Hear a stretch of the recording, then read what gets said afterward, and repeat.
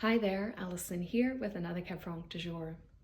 Today we are in Uruguay, and more specifically the region of Atlantída in Canelones, and we're looking at the Bracco Bosca 2019 Gran Ombú Cabernet Franc. Bracco Bosca was established in 2005 by fifth-generation grape grower Fabiana Bracco. Located in the region of Atlantída, the family is farming around 11 hectares of vineyards that are primarily planted with the traditional Uruguayan grape varieties like Tannat, Moscatel de Hamburgo, and Ugni Blanc, but they also have some French varieties planted, including just under a hectare of Cabernet Franc.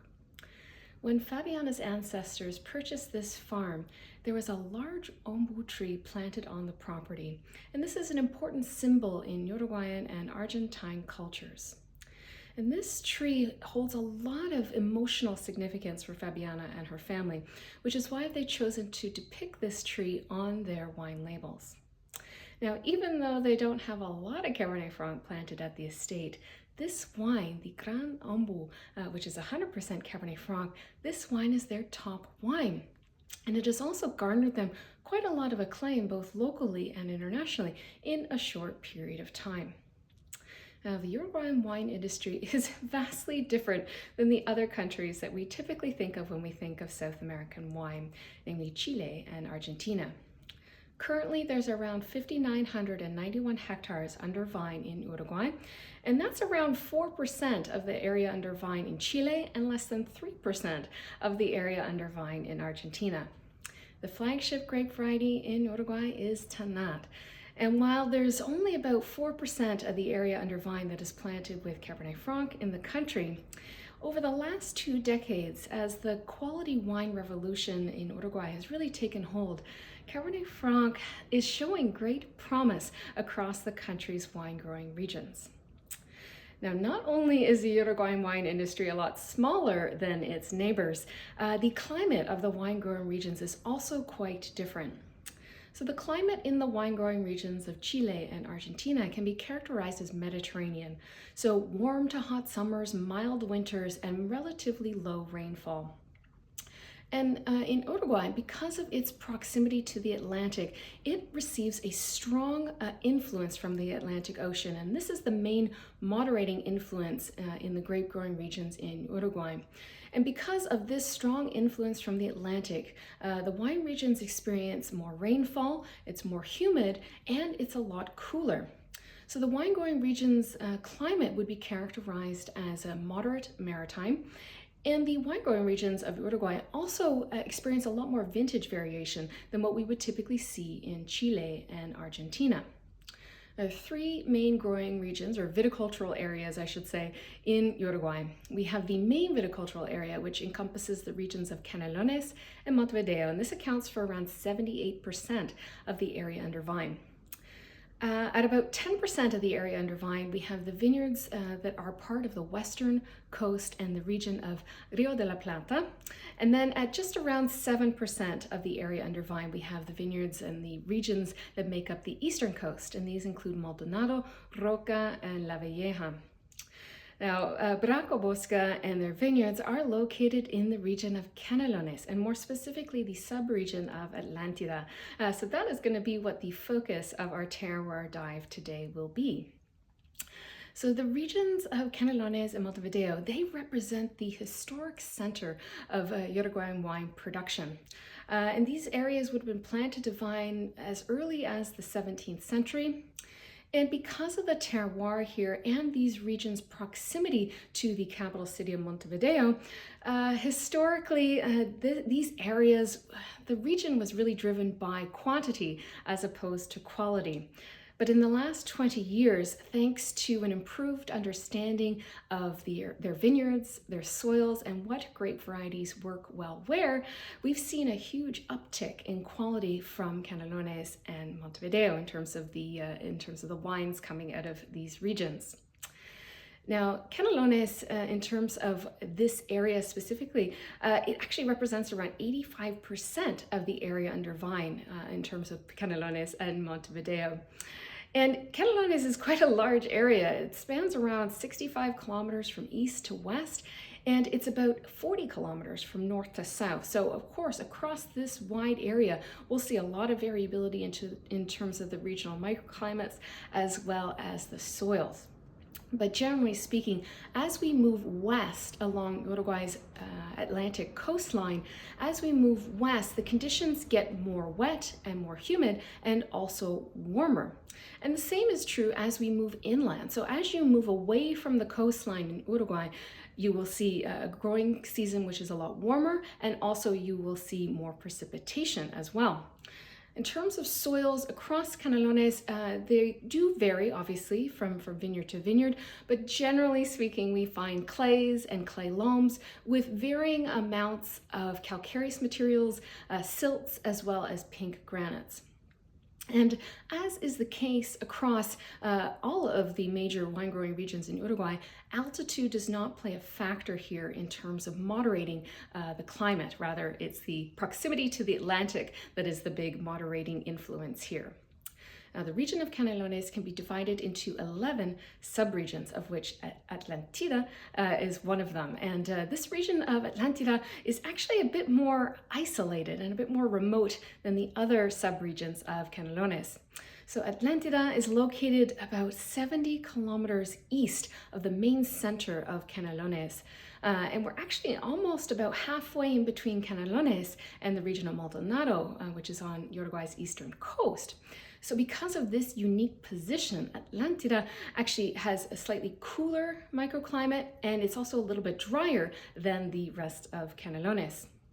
Now, looking a little bit more specifically at the vineyards for Bracco Bosca, we are about 8 kilometers away from the Atlantic coast here in Atlantída. So their vineyards have the benefit of these constant cooling breezes that come in off the Atlantic. And this creates a wide diurnal range in terms of the difference between daytime and nighttime temperatures. This helps to preserve acidities and prolong the growing season. These breezes also help to eliminate moisture from the vineyards, and this is important for helping to reduce disease pressure.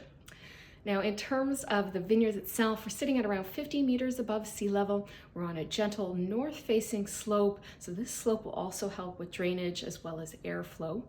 And then in terms of the soils here in their vineyards, they are a calcareous clay loam, and these soils particularly have a good balance between drainage as well as moisture retention capacity.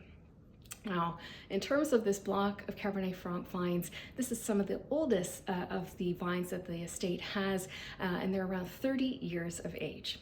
Now, from a winemaking perspective, all the fruit for this wine is hand harvested, it is hand sorted and destemmed, and the fermentation takes place in temperature controlled stainless steel tanks.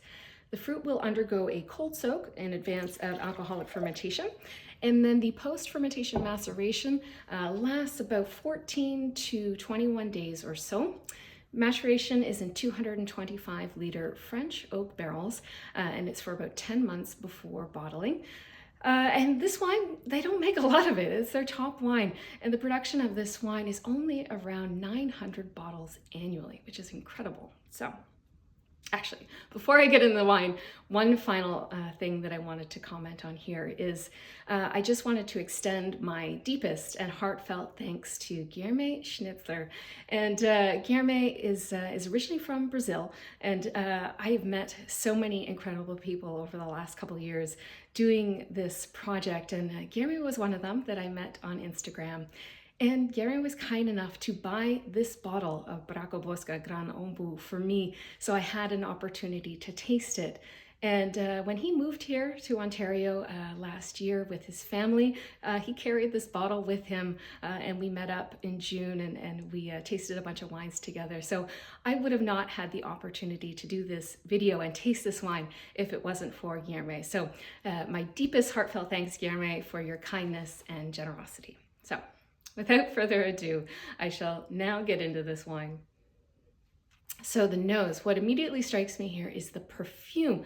This is just absolutely very fragrant, lots of floral undertones, but it's just gorgeous. And I like the mix of fruits here. It's kind of in that sweet savory spectrum. The fruit and the pyrazines are kind of on equal footing. The fruits lean more red fruit driven, which I like. There's a beautiful Morello cherry element to it.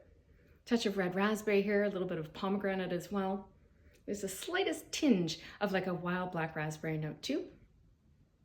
And in terms of the pyrazines, I love the profile that's coming through. It's like a dusty dried herbs. There's a bit of an evergreen element as well. Bit of that dried autumn leaves too. And then on top of that, we've got a touch of smoke. There's a bit of spice on the nose, like a bit of clove.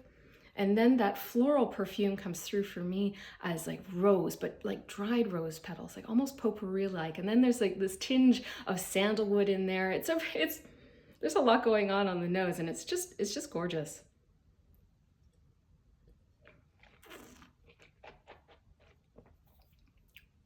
On the palate, the fruits actually lean a touch more on the tartar side. That pomegranate is really punching through quite nicely, which is great. And in terms of the acidity, super juicy on the palate, like I can feel my mouth watering, really vibrant, really vivacious acidity. Like this wine packs a ton of that, and that obviously could be as much of the Atlantic influence there. We've got these clay limestone soils as well, which would help to contribute to that heightened acidity. And obviously Cabernet Franc also has a bit more pronounced acidity as well, but I love the acid profile of this. In terms of the palate, there's a lot of concentration here, but there's like a lightness to the palate as well. There's a great spice element coming through, a touch of clove, that sandalwood is coming through. The oak, I think, is really nicely balanced. There's a bit of an oak presence, but I think there's sufficient concentration here that will also integrate a little bit better with time. The tannins are gorgeous. They're moderate level, very finely woven tannins here. I would almost say that the texture is reminiscent of like a fine linen.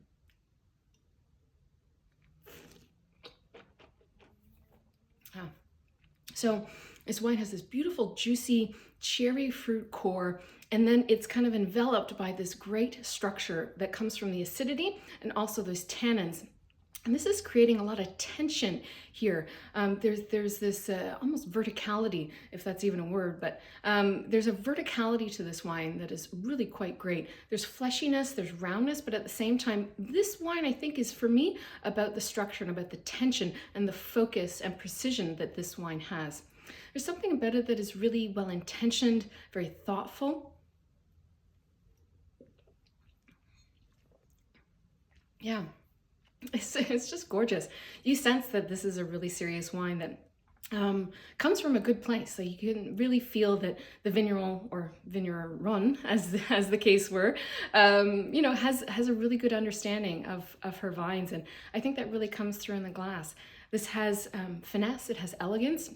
While there is concentration here, there's also this levity. There's this there's this ethereal character to the wine in terms of that perfume and how that perfume lifts the wine in the glass. It's really quite lovely. And I really haven't had a ton of Cabernet Franc from Uruguay, but gosh, I am so excited about this grape and this region combination. And I hope I have the opportunity to find more of these wines going forward. I know it's going to be tough, but I am excited about Cabernet Franc in Uruguay. If you have had the pleasure of tasting the Bracco Bosca Gran Ombú Cabernet Franc, let me know what you thought of it in the comments below. Or if you have another Cabernet Franc from Uruguay that you absolutely love, let me know what that wine is in the comments below. And of course, as always, I will be back again soon with another wine. Cheers.